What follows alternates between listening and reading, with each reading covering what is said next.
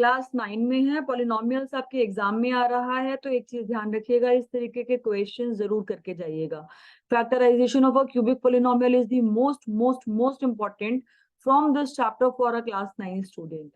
अब आपके सामने अभी स्क्रीन पे 3 क्वेश्चंस नजर आ रहे हैं। आप लोग मेथड अभी तक सीख चुके होंगे, आपको पता होगा कि क्यूबिक पॉलिनोमियल की फैक्टराइजेशन के लिए हमें पहले hit and trial method use करना पड़ता है और उसके बाद उसका आगे का प्रोसेस होता है। मैं आपको पूरा क्वेश्चन सॉल्व करना अभी नहीं सिखा रही हूँ। अगर आपको वो सीखना है तो मुझे बताइएगा, उसके लिए एक सेपरेट वीडियो बनेगी। बट इन क्वेश्चंस में बच्चा सबसे ज्यादा प्रॉब्लम कहाँ फेस करता है कि बच्चा यही आइडेंटिफाई नहीं कर पाता कि उसको हिट एंड ट्रायल में किस नंबर को यूज करना है जिससे उसका पॉलिनोमियल डायरेक्टली 0 बन जाए, या तो लास्ट नंबर जो हम यूजुअली देखते हैं कि इसके जो फैक्टर्स हैं उसकी तरफ अगर हम लोग ध्यान देते हैं तो उसके इतने सारे फैक्टर्स होते हैं, हम लोग कभी कभी समझ नहीं पाते कि हम किस फैक्टर के लिए ट्राई करें और किसके लिए ना ट्राई करें। तो यहाँ पर मैं एक आपको छोटी सी ट्रिक समझाने वाली हूँ। ये ट्रिक आपको कहीं लिखी हुई शायद ना मिले, कहीं देखने को भी ना मिले, बट मैंने आजमाई है जितने क्वेश्चंस पर, उन सब में ये ट्रिक आज तक सक्सेसफुल हुई है। तो इस ट्रिक को समझिए कि हिट एंड ट्रायल में आप कैसे नंबर आइडेंटिफाई करेंगे। ये ट्रिक है कि हिट एंड ट्रायल मेथड में आप कैसे आइडेंटिफाई करेंगे कि आप हिट एंड ट्रायल में किस नंबर को पुट करें जिससे पॉलिनोमियल 0 होता है।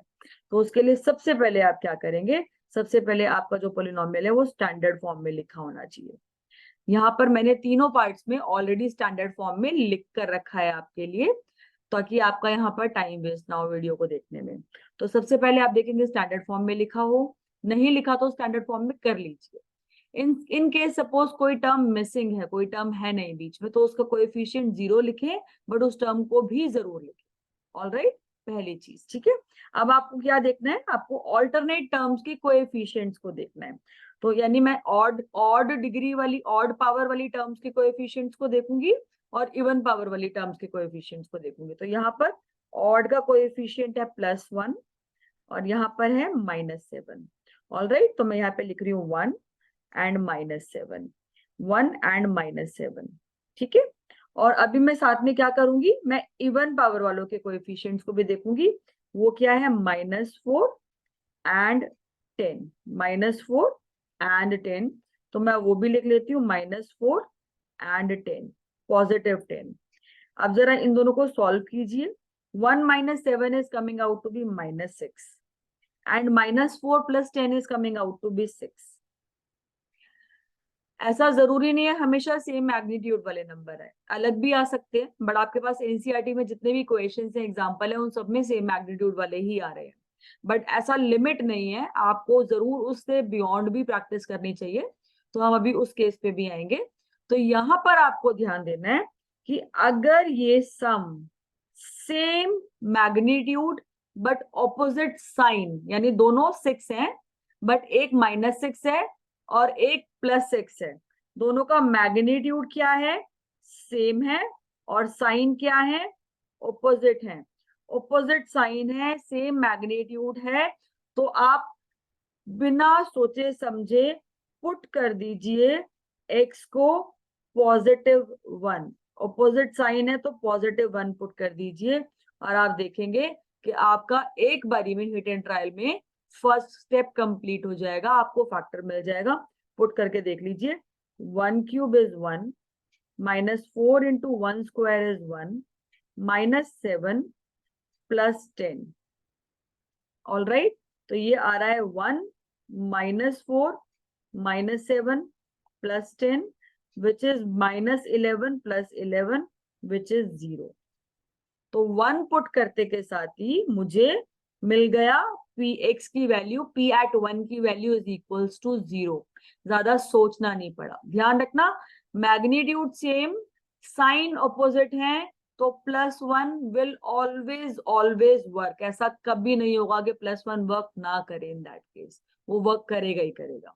अभी एग्जाम्पल नंबर 2 पर आ जाते हैं। हम आगे का स्टेप अभी नहीं कर रहे, इन क्वेश्चंस को सॉल्व करना हम नेक्स्ट वीडियो में सीखेंगे। अभी आ जाइए क्वेश्चन नंबर 2 पर। क्वेश्चन नंबर 2 में ध्यान से देख लेते हैं अब जरा हमारे पास क्या है। क्वेश्चन नंबर 2 में हमारे पास ऑलरेडी स्टैंडर्ड फॉर्म में लिखा हुआ है। पहला स्टेप ही यही है कि हम देखें कि स्टैंडर्ड फॉर्म में लिखा हुआ हो। ऑलरेडी स्टैंडर्ड फॉर्म में लिखा हुआ है। अब आ जाइए कोएफिशिएंट्स पर। तो यहाँ पर कोएफिशिएंट है अगेन 1 और यहाँ पर कोएफिशिएंट है +2. So I am writing it as 1 + 2.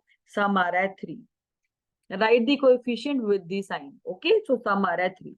अब आ जाते हैं हम लोग एक स्क्वायर एंड कांस्टेंट टर्म के कोएफिशिएंट पे. ये है -5 + 8. तो यहाँ पर मेरे पास है -5 + 8. जब इनके कोएफिशिएंट को आप करेंगे ऐड तो फिर से मेरे पास आ रहा है 3.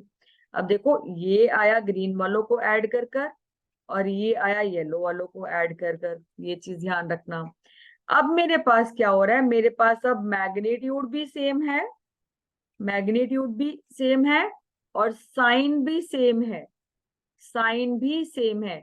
यानी वैल्यू एग्जैक्टली सेम आ रही है. अगर ऐसी सिचुएशन आती है, अगर ऐसा होता है कि हमारी ऑल्टरनेट टर्म जो है ऑड ऑड पावर वाली टर्म्स के कोएफिशिएंट्स का सम और इवन पावर वाली टर्म्स के कोएफिशिएंट का सम मैग्नीट्यूड एंड साइन दोनों में एग्जैक्टली सेम आ रहा है, तो आप आंख बंद कर कर x को पुट कर दीजिए -1 and it will work for sure. ये हर हाल में काम करेगा. देखिए कर कर -1 पुट कीजिए. -1 की पावर 3 लिखेंगे तो -1 आएगा. -5 इंटू -1 का स्क्वायर करेंगे तो -5 ही आएगा. 2 इंटू -1 करेंगे तो -2 आएगा. साथ में गिवन है +8. तो ये आपके पास आ गया 5 and 2 7 and 1 8 नेगेटिव और 8 पॉजिटिव. फिर से आ रहा है 0. ये ट्रिक हमेशा काम करेगी अगर आपके पास सेम मैग्नीट्यूड्स हैं तो. आगे चलते हैं, थर्ड पार्ट को देखते हैं. फिर मैं आपके लिए स्पेशल केस भी लेकर आई हूं जब मैग्नीट्यूड सेम ना हो तो क्या होगा. ठीक है, तो अभी देखते हैं थर्ड पार्ट को. थर्ड पार्ट में मेरे पास कोएफिशिएंट है 1 एंड -5. तो मैं डायरेक्टली लिख रही हूँ सम आ रहा है -4. All right. और दूसरी तरफ मेरे पास सम है +2 एंड -10. तो सम मेरे पास आ रहा है -8. यहां पर देखिए मैग्नीट्यूड क्या है 4 का मल्टीपल है, 4 का मल्टीपल है, 4 टाइम्स है ना. 4 1 आर 4, 4 2 आर 8. और साइन क्या है, साइन सेम है. तो सेम साइन होता है अगर, तो आप ध्यान रखना अगर सेम साइन होता है तो आपको x को नेगेटिव पुट करना पड़ेगा, नेगेटिव पुट करना पड़ेगा. जैसे हमने ऊपर वाले पार्ट में किया था, सेम साइन था तो नेगेटिव पुट किया था क्वेश्चन नंबर 2 में. बट नेगेटिव में क्या पुट करें, अब बात आ गई नेगेटिव में पुट क्या करें. तो नेगेटिव में पुट करेंगे कि ये इसका कौन सा मल्टीपल है. 8 4 का कौन सा मल्टीपल है, सेकेंड मल्टीपल है. तो -2 इट विल वर्क. चेक कर लेते हैं. -2 का क्यूब होता है -8.